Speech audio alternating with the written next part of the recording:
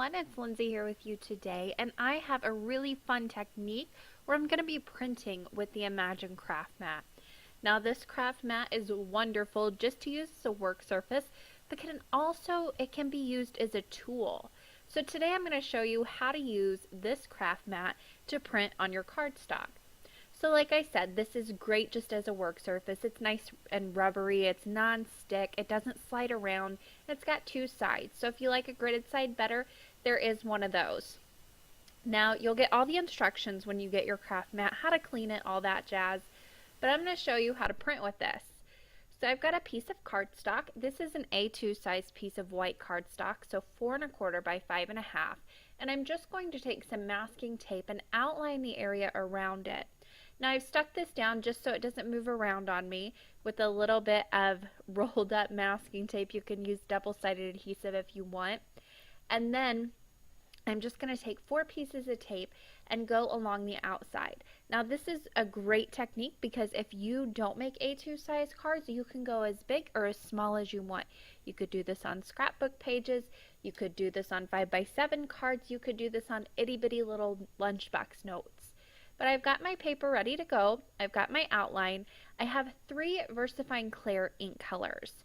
I am using Twilight, Warm Breeze, and Bluebell. Now these are pigment inks, and it's really important that you use these inks because they're going to stay wet for a long time. You also need something to give yourself some pressure. If you don't think your hands have enough pressure, use a brayer, use an acrylic black, use a heavy book and just press over that. But I also need some ink daubers, or little finger daubers. Now this is what I am using. I do want to mention that you can use whatever shape you want here. So if you want to go in with some of the sponges, like the little teardrop looking sponges, you could do that sort of shape on here. It really is limitless. You could also do swipes across this with just your ink pad. I went ahead and decided to go with the circle background today. So I started off with my lightest color, and once I felt like I had enough of those, I'm going to come in with Bluebell, which is my medium tone color. Now for my example here, I am using all blue toned colors. However, you could switch this up and you can use whatever color palette you want. So if you wanted to, you could do a rainbow down your card. You could do a bit of an ombre and start with very light, go medium, go dark, and kind of blend those together. It really is up to you, just like the shape is. So I'm coming in with my final color here, and this is Twilight. This is my darkest, like I said, and I'm just filling in all those little spaces. I'm not going to fill this in completely with color. I do want a little bit of white to show through on the background, but at this point I am overlapping some circles, which is going to give a really neat effect. That's why I love using these sponge daubers too. I can come in and do layer after layer after layer. Don't worry about the ink on your mat. That's all going to clean up. But now that I have my background ready, I'm going to take my piece of cardstock and lay it right inside that little rectangle that I made myself with ink. That's one of the reasons you need to outline this, is to know how many little circles you need, and also it's going to help you line up your cardstock whenever you go back in and place this down. Then I'm going to use my brayer and just give that a really good press, and I'll lift this up and I've got this gorgeous printed background.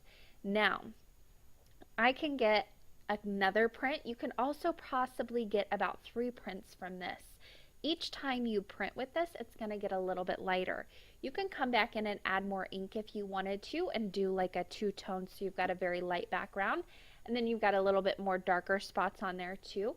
But I'm just going to go ahead and print this one more time and make a very light and subtle background as well. And there I've got my second background, all with just one technique. There's a closer look at both of those backgrounds that are ready to go on some cards now. I want to show you how I clean this up though. First of all, I take some water and I wipe up all the extra ink that's left over on there. Now of course this looks like it's stained, it looks like it's ruined. It's not at all. You can get this off in a snap. I'm going to use Stays On ink cleaner, and I'll just run over all of that ink that's on there, put a nice layer on there, and then start wiping up. Now the part where I had the most ink, you might need to go over it a few times just to get it off, but it's all going to come up, as you can see. Really simple and easy to wipe that up. And while Stays On cleaner works really well, you can also use a little bit of alcohol if you need to remove any extra residue that's left on there. Here's a final look at both cards that I made. I added some die cuts. I really wanted to let those backgrounds shine on their own. I used the Twilight ink to stamp my sentiment down there, added the die cut, and then added a few of the Irresistible Pico embellishments. Those are in the color Summer Sky all around with a few more die cuts. My last card, I die cut the background down, added a sentiment die cut, and then a flag banner with the rest of my sentiment right underneath that. I attached the whole thing to a card base, and this card was completely finished. I hope you guys enjoyed this fun technique, and I'll give it a try. Thanks for watching.